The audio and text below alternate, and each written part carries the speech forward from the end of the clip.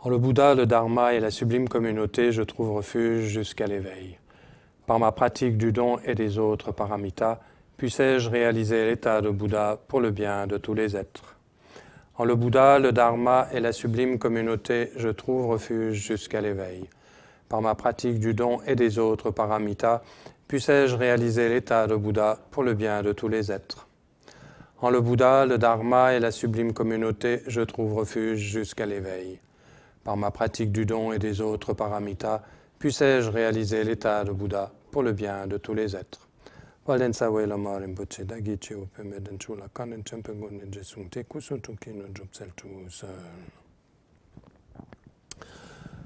nous avons vu dans les 2 vidéos précédentes les 10 choses navrantes dans ce texte de Gampopa. Je vous rappelle le titre de ce texte. Le rosaire des joyaux de la sublime voix. En fait, c'est l'amrim, c'est une voix progressive, mais structurée par des phrases très courtes, des préceptes très courts, de façon à ce qu'on s'en souvienne. Je pense que les moines apprenaient ce texte par cœur avant, dans les monastères tibétains. Donc après les 10 choses navrantes, eh bien, on commence aujourd'hui les 10 choses nécessaires.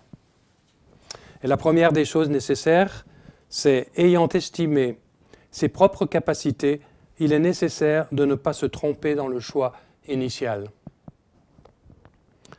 C'est-à-dire que, je dis souvent, nous avons la chance, nous, occidentaux, de ne pas être nés dans un pays de culture bouddhiste où notre famille n'était pas bouddhiste, notre société n'est pas bouddhiste, le bouddhisme n'est pas religion d'État, etc.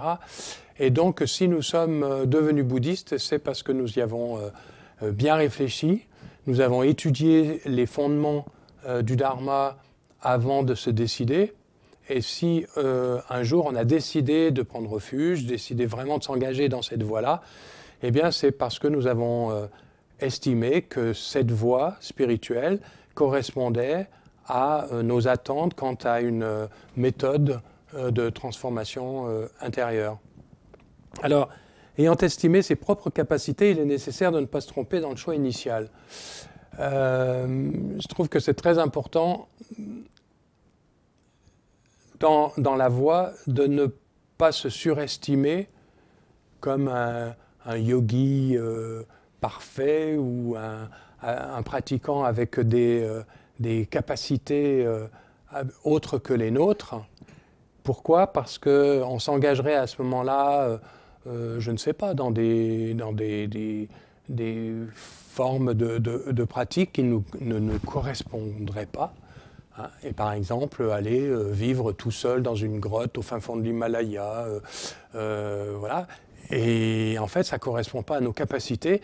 Et à ce moment-là, on est sûr de se planter et en fait d'être déçu du choix que nous avons fait. Et par là même, eh bien, on risquerait d'être déçu par rapport au Dharma. Donc il faut suivre la voie dans les capacités qui sont les nôtres, donc les connaître, et puis aller progressivement et voilà, progresser, mais selon les instructions d'un lama. Le deuxième point d'ailleurs, c'est avec confiance et diligence, il est nécessaire d'agir selon les instructions d'un saint lama. Alors un saint lama, je ne sais pas trop si on peut encore en trouver aujourd'hui, je ne sais pas, mais en tout cas, voilà, c'est important l'instructeur. Personne n'a appris quoi que ce soit sans un instructeur, sans être guidé, aidé par quelqu'un qui pratiquait depuis plus longtemps que nous. Si l'on a voulu un jour apprendre un instrument de musique ou si l'on a voulu faire du sport, eh bien, nous avons tous eu besoin d'un instructeur. Mais la lecture, quand on était petit, la lecture, eh bien, on n'a pas appris à lire tout seul, on a été aidé par quelqu'un. Dans notre démarche spirituelle, c'est la même chose. Il faut être aidé par quelqu'un. Alors après, il y a le choix. Comment faire le choix ? Eh bien, de l'instructeur. Oui. C'est souvent, je trouve qu'on a des critères qui ne sont pas des critères justes sur lesquels on peut se reposer pour recevoir des instructions de quelqu'un. Souvent, on est attiré par un lama qui est connu, qui a écrit beaucoup de bouquins, qui a beaucoup d'élèves, qui sillonne la planète. Voilà. Ça, ce ne sont pas des critères sur lesquels on doit se baser pour recevoir des instructions de quelqu'un. Il faut d'abord voir plusieurs instructeurs. Il faut vraiment, je dirais, quand on entre dans la voie, il faut rencontrer plusieurs lamas, plusieurs instructeurs, recevoir les instructions, les mettre en pratique et voir quelles sont les instructions qui fonctionnent sur notre esprit. Et quand je dis que les instructions qui fonctionnent sur notre esprit, c'est-à-dire qu'est-ce que je dois modifier dans mon esprit et est-ce que ces instructions me permettent de travailler sur ce point-là dans mon comportement, dans mon attitude, par le corps, la parole et la pensée. Quand ces instructions, je les mets en pratique et que je m'aperçois que oui, effectivement, elles me permettent de travailler sur mon esprit, je peux les considérer comme un antidote à des tendances fondamentales qui sont dans mon esprit. Alors là, ma confiance dans l'instructeur, ok, elle commence à s'élever. Mais ma confiance, elle vient de par ma propre expérience. Elle s'élève parce que les instructions de ce lama, alors les mettant en pratique, je vois que ça fonctionne et que ça m'apporte quelque chose. Et ça, c'est tout à fait, je dirais, la confiance en termes, enfin que j'appelle la dévotion. La dévotion, c'est pas dire oui à tout, c'est ma propre expérience du Dharma. Je trouve que ça, c'est très important. On a un peu tendance, en Occident, à réagir beaucoup par rapport à l'affect. L'affect n'a rien à voir là-dedans. Et ce sont nos expériences personnelles dans notre pratique du Dharma, dans la mise en pratique, l'application des instructions que donne tel ou tel instructeur. Alors à ce moment-là, oui, eh bien, notre confiance peut s'élever. Mais avec confiance et diligence, il est nécessaire d'agir selon les instructions d'un saint lama. On ne peut pas suivre le chemin du Dharma sans recevoir des instructions de quelqu'un en qui nous avons confiance. C'est impossible. Il y a des tas d'éléments du Dharma que l'on ne peut pas comprendre par soi-même, que l'on ne peut pas comprendre dans sa profondeur par soi-même. Nous avons besoin d'instructions, de conseils, d'avoir quelqu'un avec qui nous pouvons échanger, nous pouvons discuter. Quand nous rencontrons des obstacles dans notre pratique, il n'est pas toujours aisé de trouver les antidotes à ces obstacles, mais par contre, il faut aller en discuter avec le lama en qui on a confiance, et à ce moment-là, lui peut dire eh bien, quels sont les antidotes à cet obstacle. On les met en pratique, si ça marche, c'est très bien, si ça ne marche pas, on retourne le voir, on rediscute, et voilà. Un lama, c'est exactement un médecin, mais ce n'est pas un médecin pour le corps, c'est un médecin pour l'esprit. Quand vous allez voir votre médecin, vous allez vous expliquer vos symptômes, et le médecin, à partir de là, à partir de sa connaissance, et à partir des symptômes qui sont les vôtres, eh bien, il donne un traitement. Si le traitement fonctionne, c'est très bien, vous avez une confiance plus accrue dans votre médecin, mais si ça ne fonctionne pas, vous retournez le voir en lui disant « écoutez, je suis désolé, ça ne marche pas, est-ce qu'il y a un autre traitement ?» C'est-à-dire que la relation avec le lama, eh bien, on doit discuter. Et c'est pas je mets ça en pratique parce que le lama l'a dit, quoi. Le lama l'a dit, le lama l'a dit, la maladie, oui, ça devient une maladie, quoi. C'est-à-dire, c'est ce que j'appelle une dévotion absolument sans intelligence, une dévotion aveugle, naïve. Et parfois, je trouve que dans les centres du Dharma, on oublie notre intelligence, notre discernement. Ça doit toujours être à la base de notre pratique. Mais nous avons besoin d'instructions. Quand on lit les textes, très souvent, les textes sont à plusieurs niveaux. La compréhension peut être à plusieurs niveaux. Ensuite, on a tous fait, je pense, l'expérience que de réécouter 50 fois le même enseignement, eh bien, il y a une fois où il y a un déclic, une compréhension qui n'était pas là auparavant, alors que c'est le même type d'enseignement. Ça veut dire qu'à ce moment-là, eh bien, nous étions ouverts et nous avons compris intuitivement, donc beaucoup plus profondément que comprendre simplement intellectuellement, eh bien, cette instruction-là. Donc il faut qu'on nous les répète encore et encore. Et je dis souvent, en Occident, on a la chance d'avoir toutes les écoles bouddhistes présentes. Si on vous parle d'un thème, selon le bouddhisme tibétain, allez voir d'autres écoles déjà dans le bouddhisme tibétain, elles peuvent avoir une approche légèrement différente, légèrement nuancée par rapport à ce thème-là. Et si dans le bouddhisme zen, il y a un maître qui vient enseigner ce type de sujet, ou dans le bouddhisme Theravada, c'est très bon, je trouve, d'aller recevoir des instructions sur ce thème-là par un maître d'une école du zen ou du Theravada, parce que l'approche va être légèrement différente. Et cette différence d'approche va nous permettre eh bien, d'enrichir notre compréhension de ce thème-là.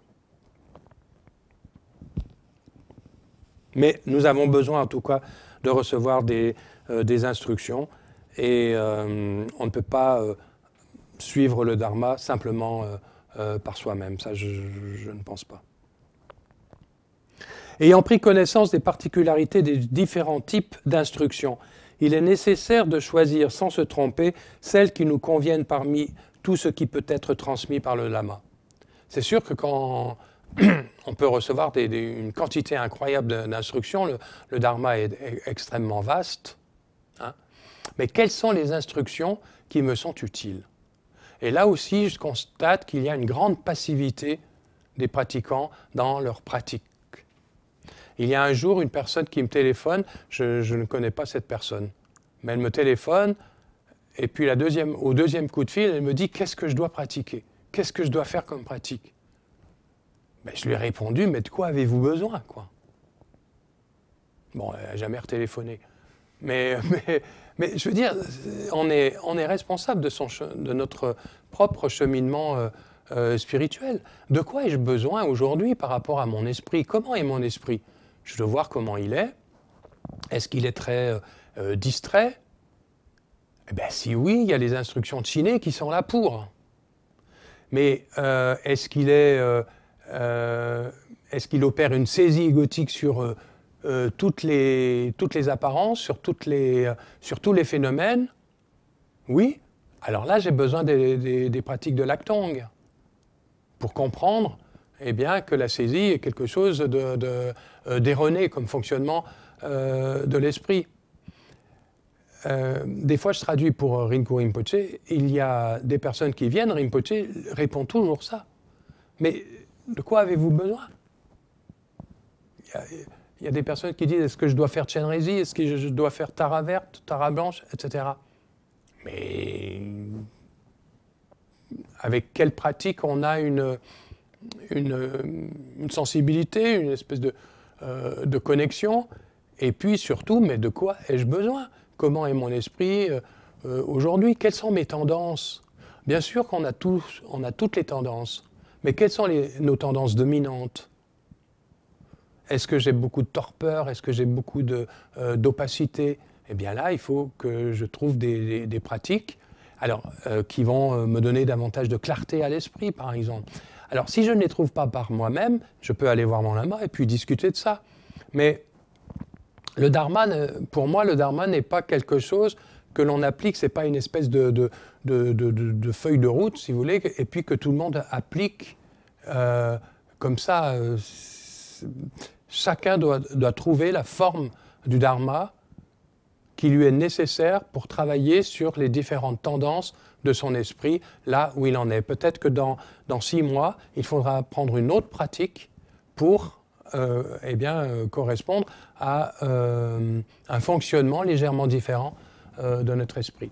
Il me semble que la pratique du dharma, c'est quelque chose qui doit être intelligent, et pour cela, on en discute avec notre lama, notre instructeur, et on voit eh bien, ce qui nous convient à ce moment-là, quoi. Donc, oui, ayant pris connaissance des particularités des différents types d'instructions, il est nécessaire de choisir sans se tromper celles qui nous conviennent parmi tout ce qui peut être transmis par le lama. Voilà. Réunissant sagesse, confiance et persévérance, il est nécessaire de recevoir l'intégralité de l'esprit du Saint Lama.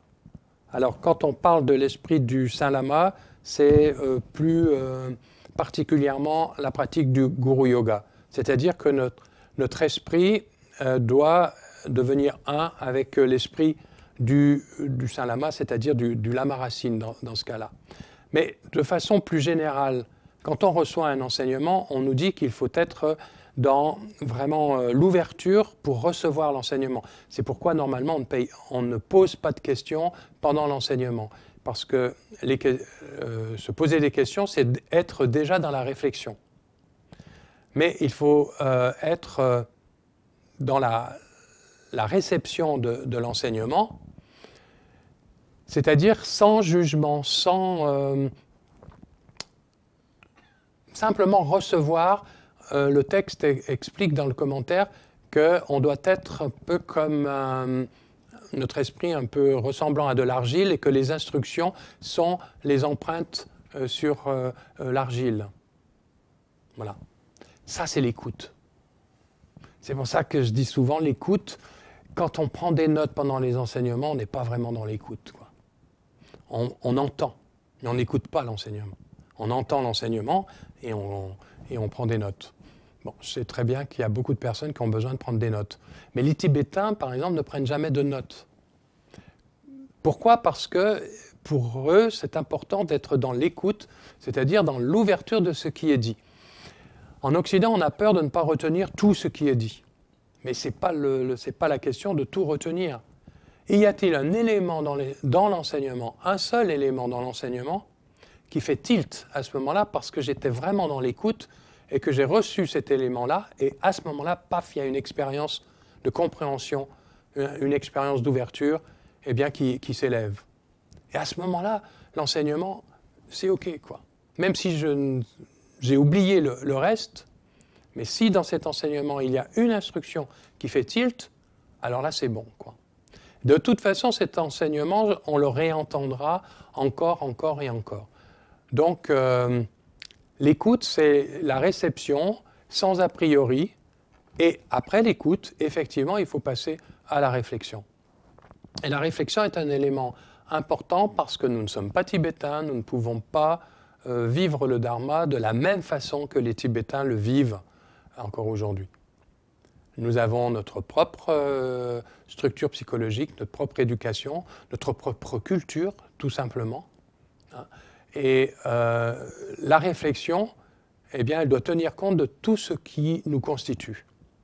Cet élément-là de l'écoute, comment est-ce que je peux l'intégrer à ce que je suis, tel que je suis, en tant qu'Européen, avec ma culture judéo-chrétienne, avec l'éducation que j'ai reçue, avec ma structure psychologique. Comment est-ce que je peux intégrer ça dans ce que je suis? Ça fait partie de la réflexion.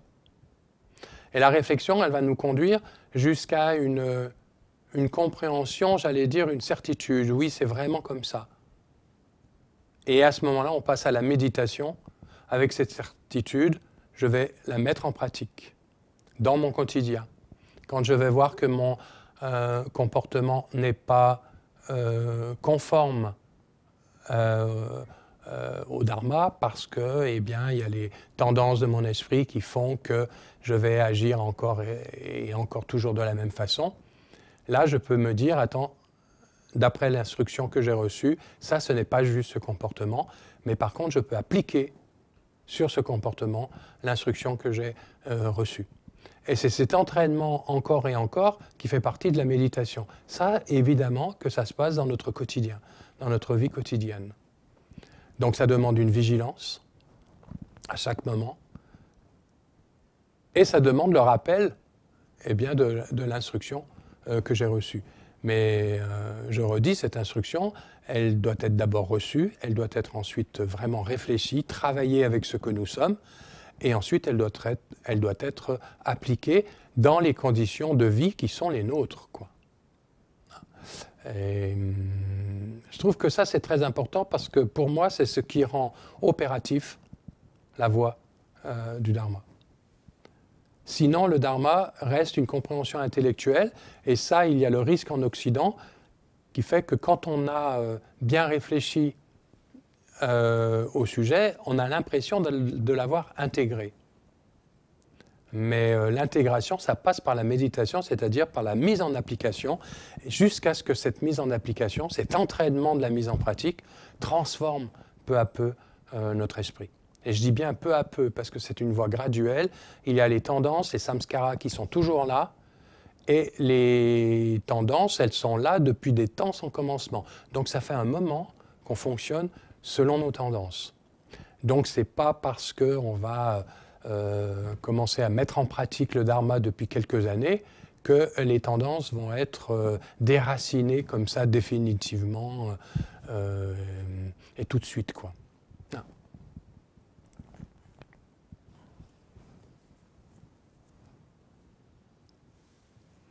Alors le texte dit « Réunissons sagesse, confiance et persévérance. Il est nécessaire de recevoir l'intégralité de l'esprit du Saint Lama. » Sagesse, confiance et persévérance.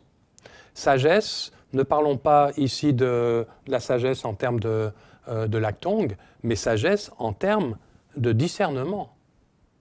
Notre intelligence, elle est là, et quand il y a quelque chose que je ne trouve pas conforme, que je ne trouve pas correct, eh bien mon intelligence doit me faire dire que, eh bien non, ça ce n'est pas correct, je n'ai pas à le suivre, je n'ai pas à le mettre en pratique. Après, il y a confiance et persévérance. Et persévérance, la confiance, on a un peu parlé tout à l'heure, mais la persévérance, en tibétain, c'est tsundru.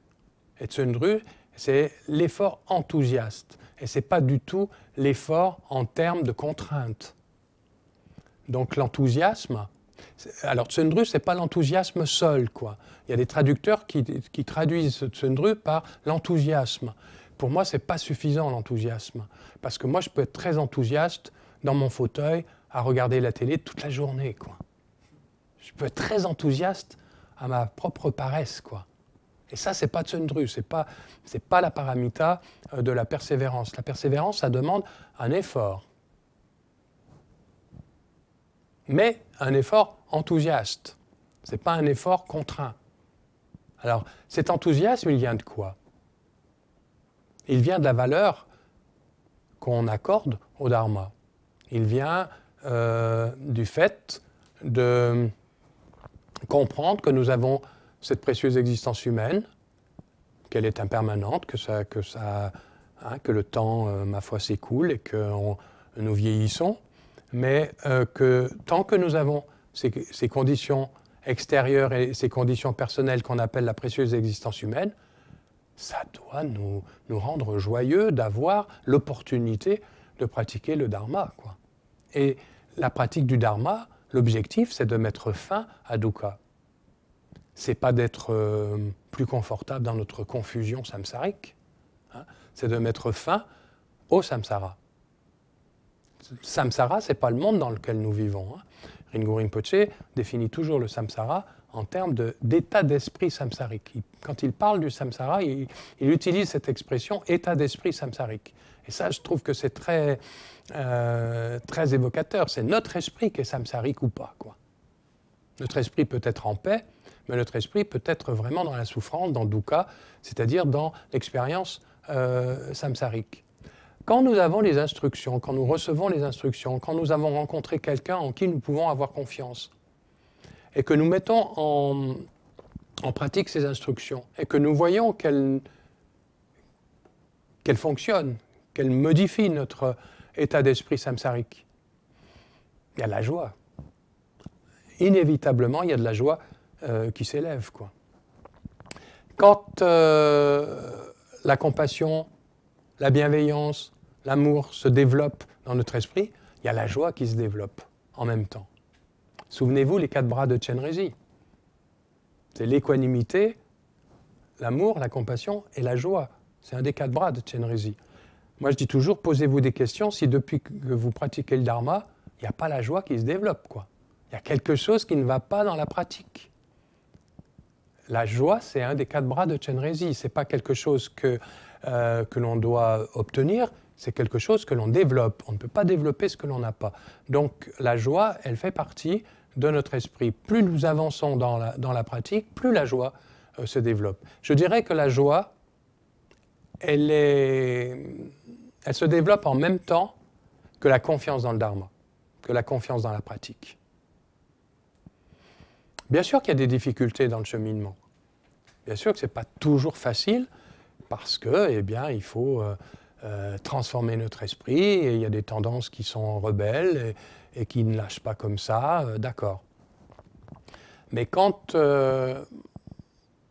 on a un instructeur, quand on a un lama racine qui plus est, quand on a un centre où pratiquer, pas trop loin de chez soi, quand les conditions sont remplies pour avoir accès au Dharma, à sa mise en pratique, je trouve que l'esprit est plutôt joyeux, quoi. On se lève le matin, on se dit ma journée va avoir du sens, quoi. Moi, il me semble, en tout cas, c'est comme ça que je vis le Dharma. J'espère que c'est comme ça pour vous tous. Mais oui, la joie, c'est quelque chose qui nous pousse à continuer à appliquer le Dharma, qui, lorsqu'il y a une erreur ou une chute, quelque chose que nous avons raté, la joie, c'est l'antidote à la culpabilité, par exemple. La culpabilité, c'est quelque chose qui ne sert à rien, quoi. Ça, c'est notre culture qui fait que nous sommes pétris de culpabilité. En quoi la culpabilité est-elle positive pour notre pratique, vous voulez me dire? Il n'y a rien dans la culpabilité. On est dans l'ornière et on ne se relève pas de l'ornière. La culpabilité nous laisse prostrés dans l'ornière, quoi. La culpabilité, c'est vraiment... pour moi, je trouve que la culpabilité, c'est un des plus gros obstacles de la pratique. La culpabilité, c'est en fait refuser d'être débutant. C'est refuser de faire des erreurs. C'est refuser de faire des fausses notes. On apprend à jouer du piano, mais « Ah non, je ne veux pas faire de fausses notes en apprenant à jouer du piano. » Mais le plus grand pianiste au monde a fait une ribambelle de fausses notes avant d'être totalement libre pour jouer. Donc c'est totalement normal de faire des fausses notes dans notre pratique spirituelle. De ne pas toujours tenir à la perfection nos engagements. Même si plus loin Gampopa parle qu'il faut tenir ses engagements. Oui, bien sûr, on va s'efforcer. Mais il y a des jours, il y a des ratés, quoi. Il y a des jours, on va piquer une colère. Il y a des jours, on ne sera pas très bienveillant, etc. On peut blesser quelqu'un. Oui. Ça fait partie du cheminement. Et quand on accepte ça, ça ne veut pas dire qu'on va excuser tout ce qui se passe, mais quand on accepte que tout cela fait partie du chemin, la joie, elle est toujours là. Donc, la persévérance, posez-vous la question. Si vous persévérez dans votre pratique, mais que vous voyez votre pratique comme une contrainte, posez-vous des questions sur votre façon de pratiquer. Allez voir le lama en qui vous avez confiance pour discuter de ça, quoi. Parce que normalement, la pratique du Dharma doit nous booster, quoi. Surtout que personne ne nous oblige à pratiquer le Dharma, hein, comme je disais au début, c'est nous qui avons choisi de pratiquer le Dharma. Donc, il faut voir ce qui se passe dans notre esprit et comment notre esprit réagit par rapport à la pratique, quoi. Ce sont je dirais, des indicateurs.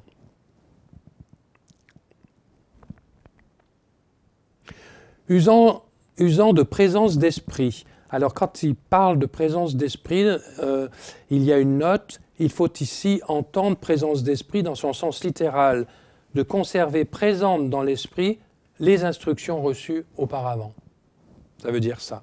Donc, usant de présence d'esprit, de vigilance et de prudence, il est nécessaire de conserver sans tâche corps, parole et esprit. C'est sûr que les instructions que que l'on reçoit, il y a quelquefois, on sort des enseignements, on ne sait même plus quel a été le sujet de l'enseignement. C'est entré par là, c'est ressorti aussitôt par là. Vous savez, c'est l'histoire de la coupe. Pour recevoir les enseignements, on doit être comme une coupe, mais non pas une coupe renversée. C'est-à-dire qu'il y a l'enseignement, mais rien ne pénètre dans notre esprit, quoi. Mais on ne doit pas être non plus une coupe trouée. C'est-à-dire que ça rentre par là, puis ça ressort aussitôt par là, et on ne sait même plus de quoi il était question quand on ressort dans l'enseignement. Donc on doit être une coupe placée de façon à recevoir quelque chose, mais il ne faut pas que la coupe soit sale. C'est ce que j'évoquais tout à l'heure. Recevoir l'enseignement dans une coupe sale, c'est recevoir l'enseignement, mais tout de suite mixer l'enseignement avec nos propres conceptions, avec notre propre culture, les idées que l'on a sur tel enseignement. C'est pour ça que les questions ne sont pas, en général, les questions ne sont pas posées pendant l'enseignement, parce que les questions, à ce moment-là, elles ne sont pas réfléchies. C'est juste, je reçois l'enseignement, et puis ça touche quelque chose dans mon esprit, alors aussitôt, il y a une question qui démarre. Ce n'est pas ça le rôle des questions. Les questions, ça fait partie de la réflexion. Donc il faut que le réceptacle, que la coupe, eh bien, elle soit propre, et à ce moment-là, on peut recevoir l'enseignement. Donc, usance de présence d'esprit, de vigilance et de prudence. Alors c'est intéressant que Gampopa parle de prudence.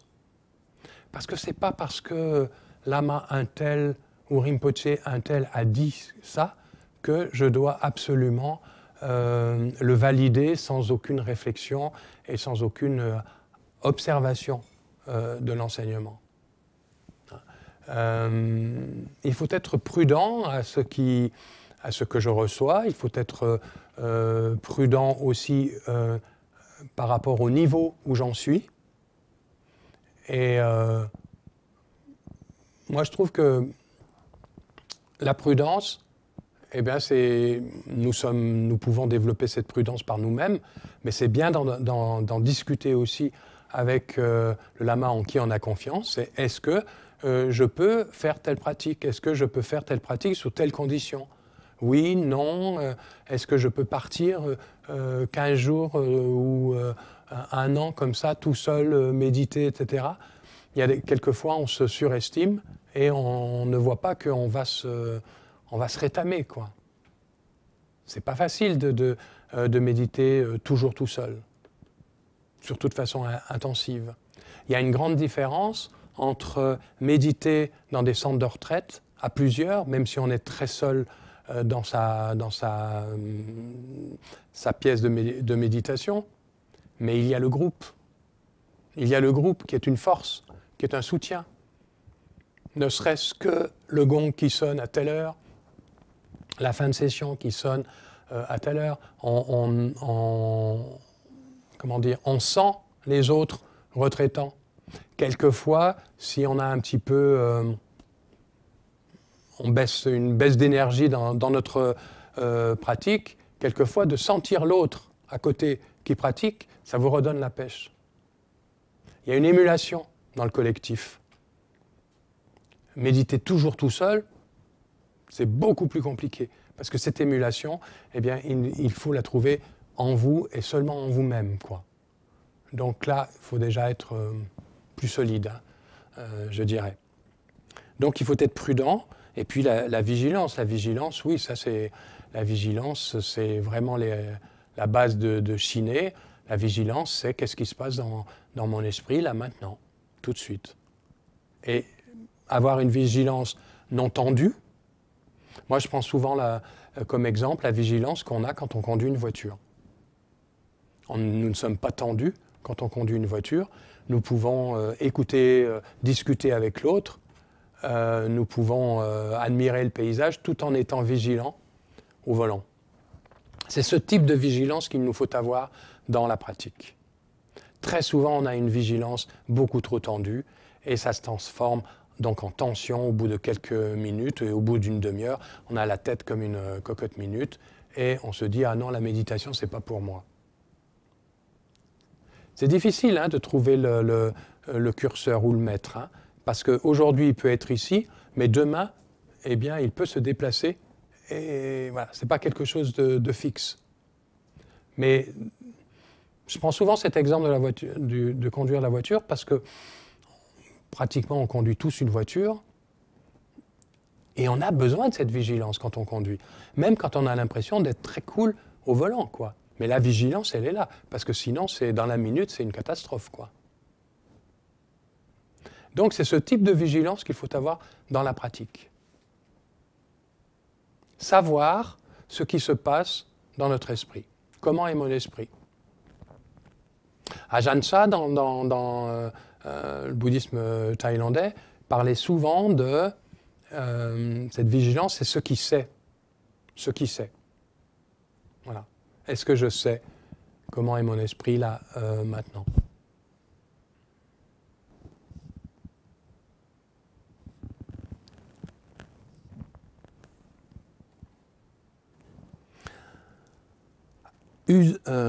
Agissant sans attachement, il est nécessaire de ne pas se laisser mener au gré d'autrui. Ah. Agissant sans attachement, il est nécessaire de ne pas se laisser mener au gré d'autrui. Ouais. Ça, c'est un point aussi important. Nous suivons notre voie, nous suivons notre cheminement spirituel. Bien sûr qu'on a des compagnons de route, mais chaque personne va prendre un chemin et ce n'est pas forcément le mien, quoi. Et en tout cas, ce n'est pas forcément le mien, là, à ce moment-là.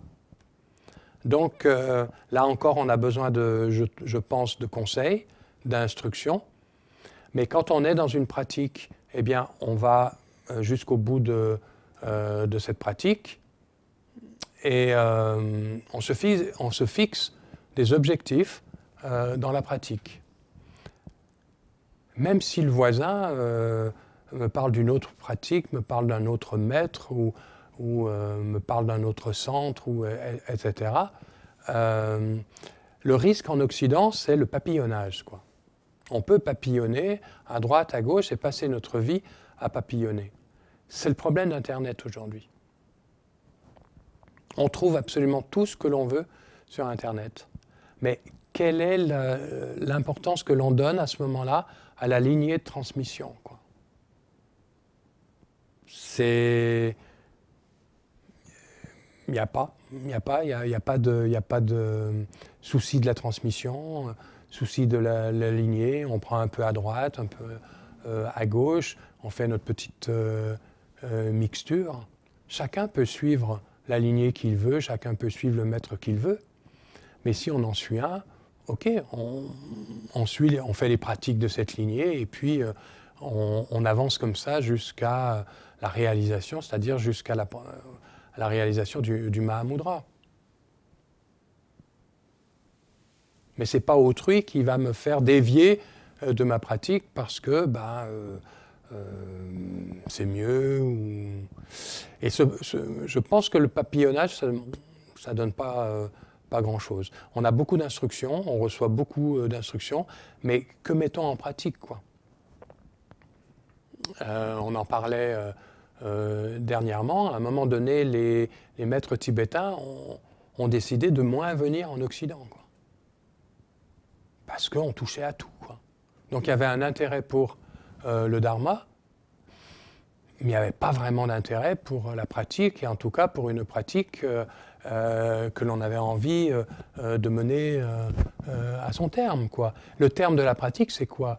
C'est de réaliser l'état de Bouddha, c'est de réaliser le Mahamudra. C'est ça qui doit toujours nous guider.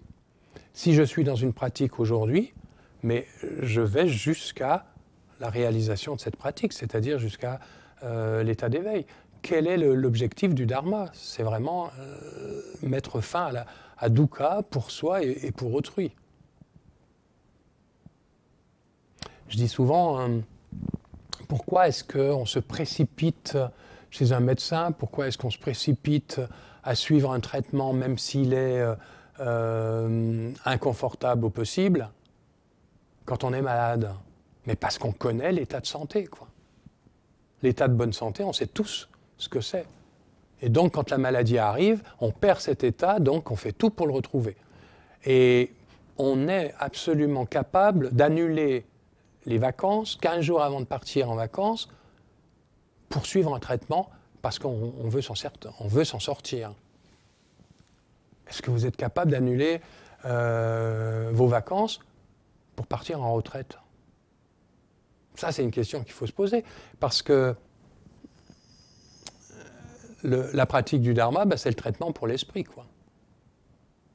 Seulement, voilà, on ne connaît pas l'état de bonne santé de l'esprit, c'est-à-dire l'état de non-confusion, l'état de ce qu'on appelle le nirvana, la paix totale, quoi. Ça, on ne le connaît pas.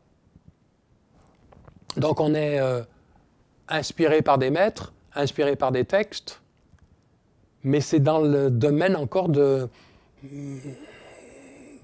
non-connaissable. On ne connaît pas cet état d'éveil. Donc on n'aspire pas à le retrouver quand on le perd.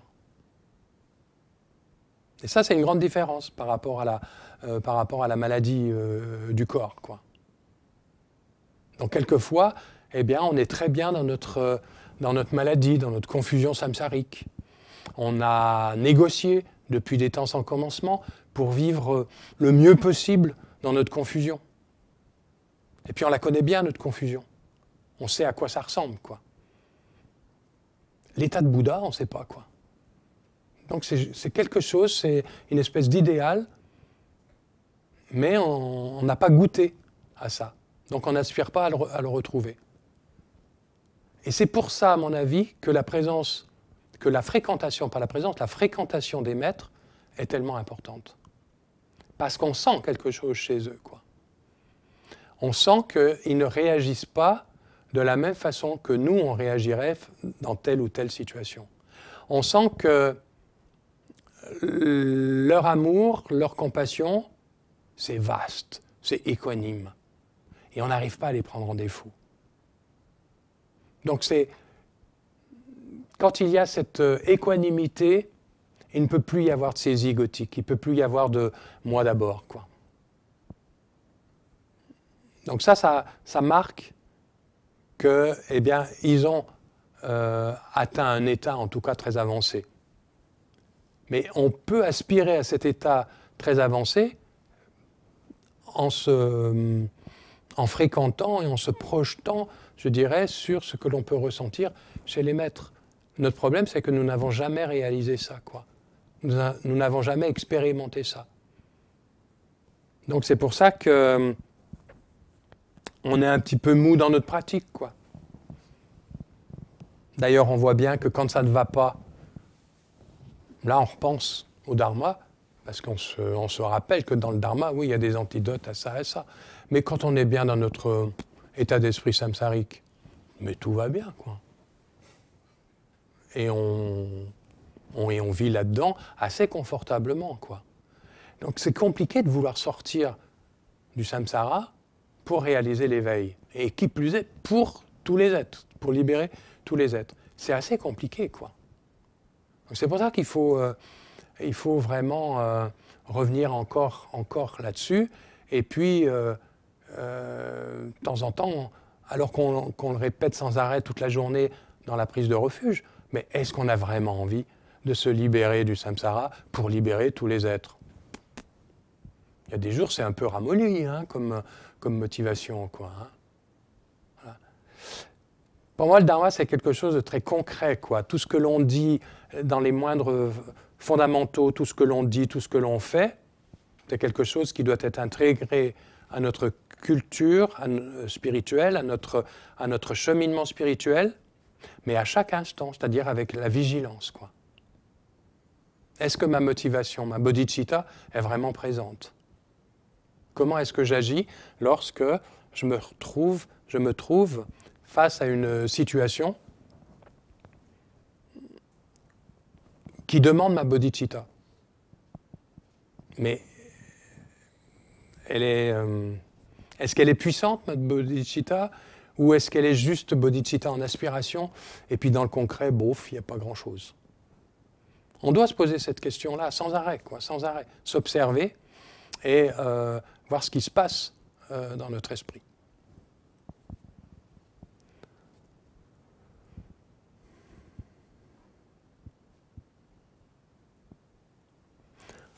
On va peut-être arrêter là. C'est...